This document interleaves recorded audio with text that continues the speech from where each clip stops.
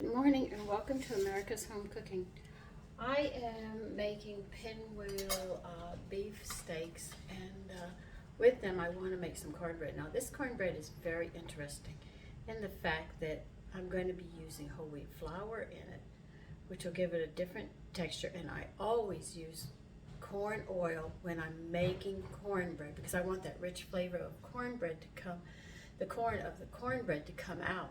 When I use other oils, I find out that the cornbread doesn't have that rich flavor which I'm looking for.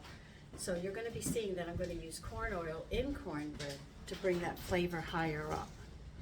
So right now we need 1 1/4 cups of cornmeal, yellow. Oh, by the way, do grease an 8x8 or a 9x5, and we'll preheat the oven to 425.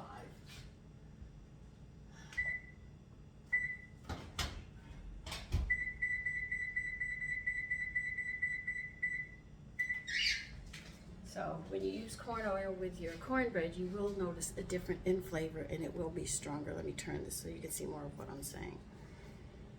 All right, let's go ahead and get that cornmeal, 1 1/4 cups.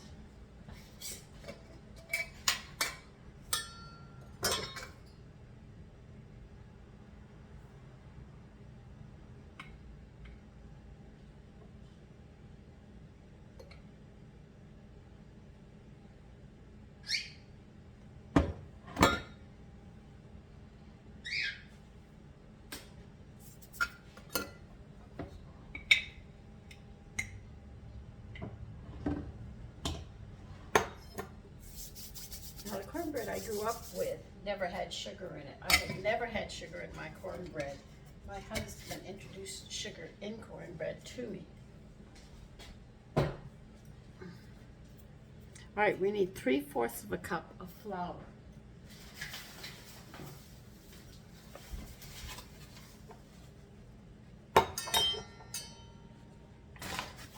And like I said, I'm using whole wheat. We're going to do this differently. This is a nutritious one, and it's very good. You will be surprised how the wheat flour affects your cornbread. You'll be a bit surprised on the taste. We need 1/4 of a cup of sugar.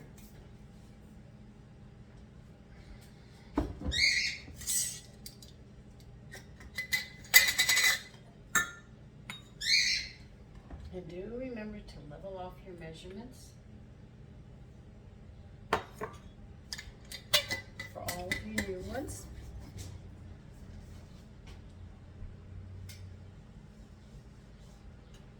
Okay. And then we're going to add 4 teaspoons of baking powder.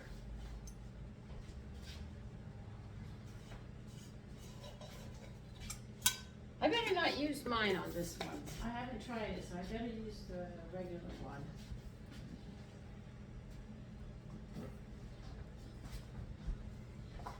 Something tells me if I put that much in there, I feel that this thing's going to be up, over, and collapse.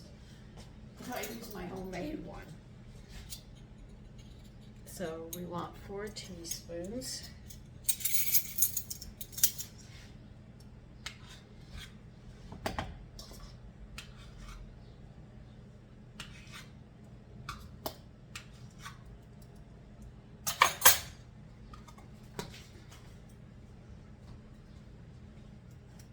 Salt, we want 1/2 teaspoon. That should be this one.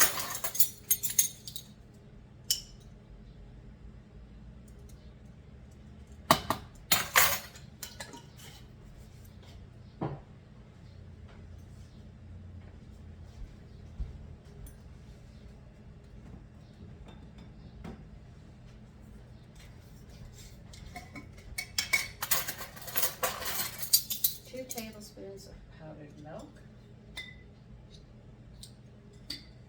It doesn't look like it's a lot of powdered milk, but when you start adding it to all the food that you're cooking, and you take supplements of calcium, magnesium, you're really getting a lot of calcium throughout the day. And when you use a lot of vegetables, you get a lot of magnesium in it. So it might seem a little, but it's added protein, and it helps with those nerves, everybody's family. And I can say that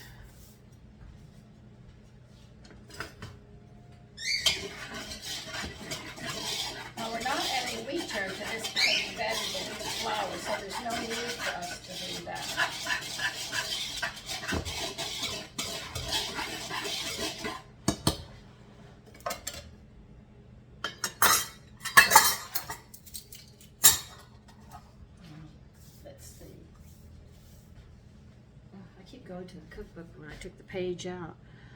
We need 1 1/4 cups of milk.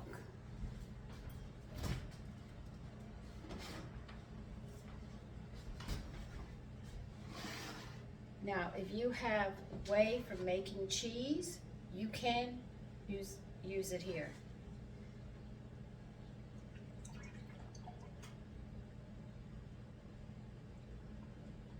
Or if you don't have quite enough milk and you have whey, go ahead, throw it in.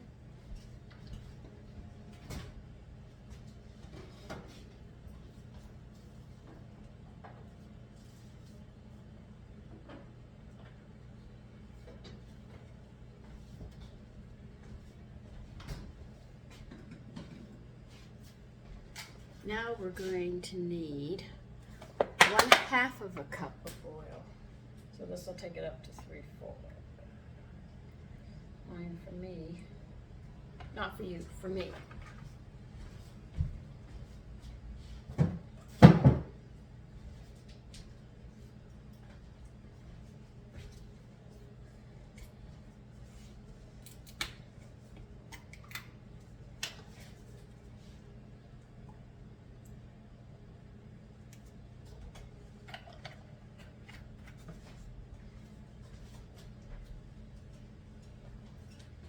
And you're going to need 2 eggs.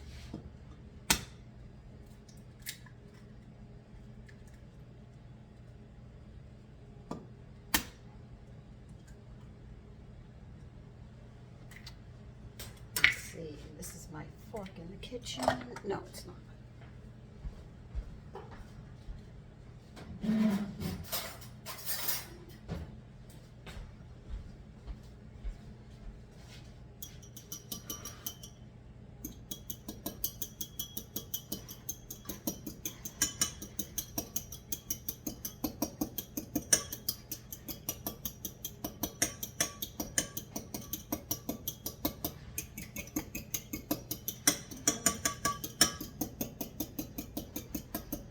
If you insist upon cooking with bacon grease, I strongly, and I can only say this, strongly recommend keep it in the refrigerator then.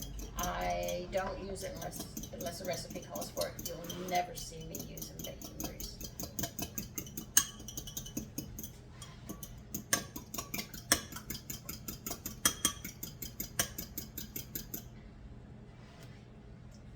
Make a well in the middle for all this in.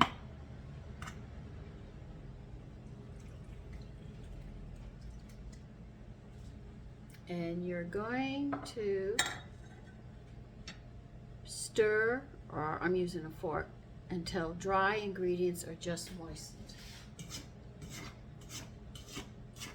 Treating it like muffins.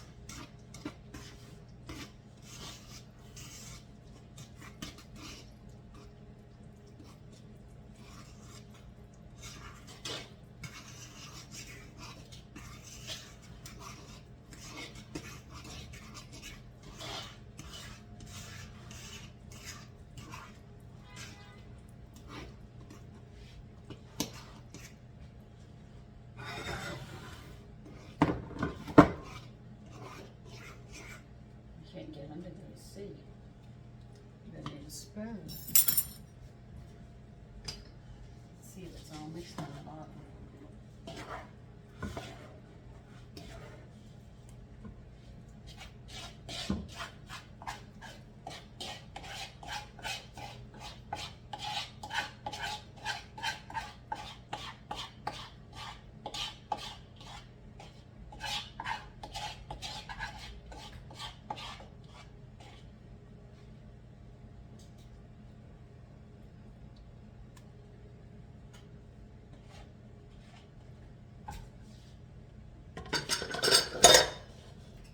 Ready yet. Now you're going to notice that you use whole wheat. This is going to be a little darker than what you're expecting. Just bringing that to your attention. And if you're new at making cornbread, make sure you have a toothpick and test it in the middle. Do not assume it's always done. Like a cake, you have to check these things. You stick a toothpick in the middle, If it comes out clean, it's done. If it's not, you leave it for 5 minutes and check it again in 5 minutes. This is how they normally do it. No more than 5 minutes to make sure. And if it's just the tip of that toothpick is damp, then you sit there and cut down your 5 minutes down to maybe 3 minutes.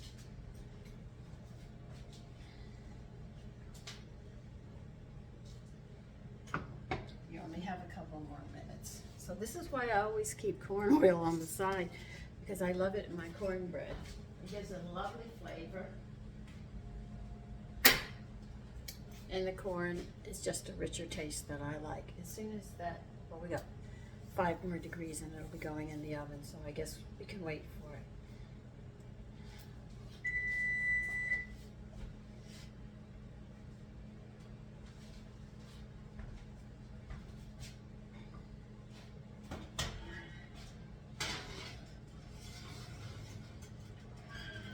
Now we're going to cook this for 25 minutes.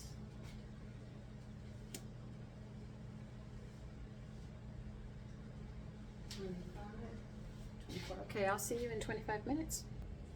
I'm just going to show you. These are the pinwheels that I got. They're beef and they're wrapped with seasonings and spinach.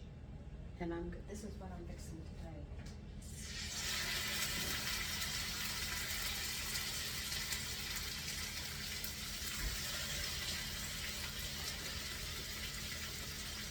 Just got curious and said, let me try these, you know? So I bought them. Sometimes I do that when I see something that catches my attention. Ooh, what can I do with that, you know? And I'm going to put some sherry with these instead of using stock this time. I'm going to brown them on both sides, and I'm going to pour some sherry in on them.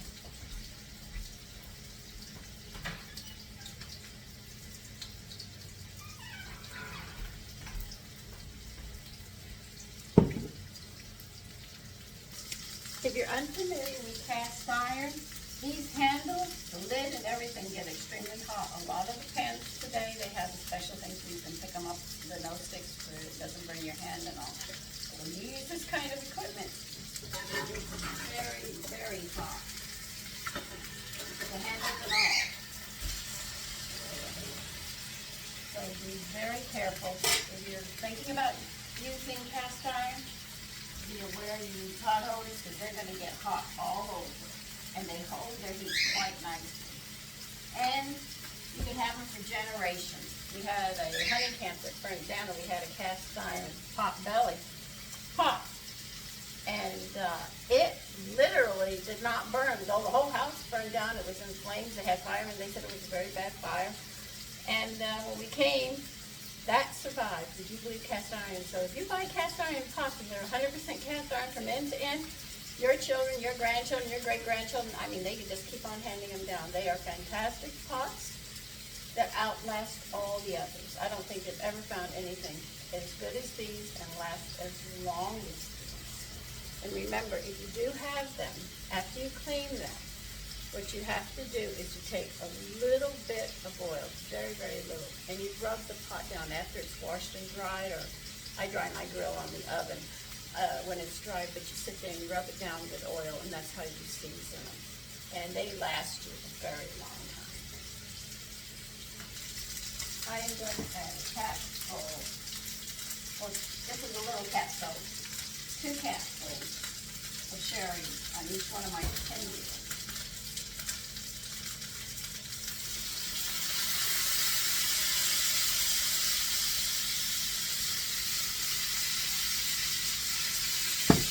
That's smelling good.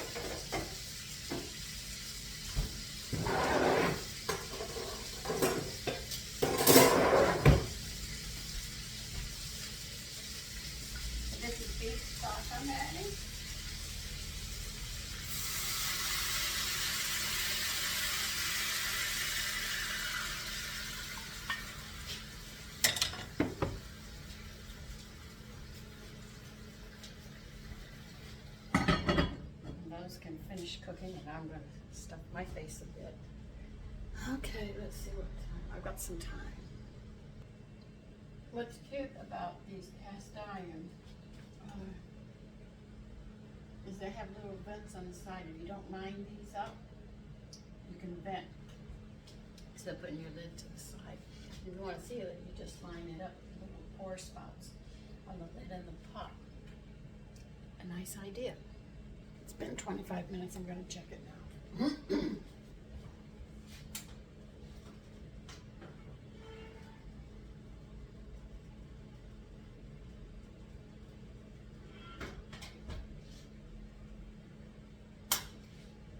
Nope, not yet. So I'll be checking every 5 minutes now. Okay, the pinwheels are done. I'll show them to you. You can see what they look like.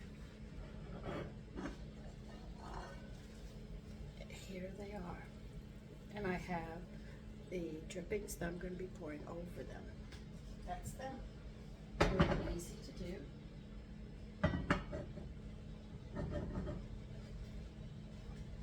Now we just have to wait for the cornbread.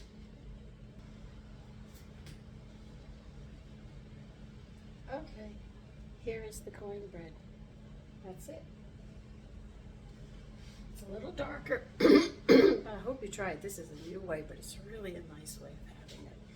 Anyway, take care and enjoy your day. Stay dry because it's raining here.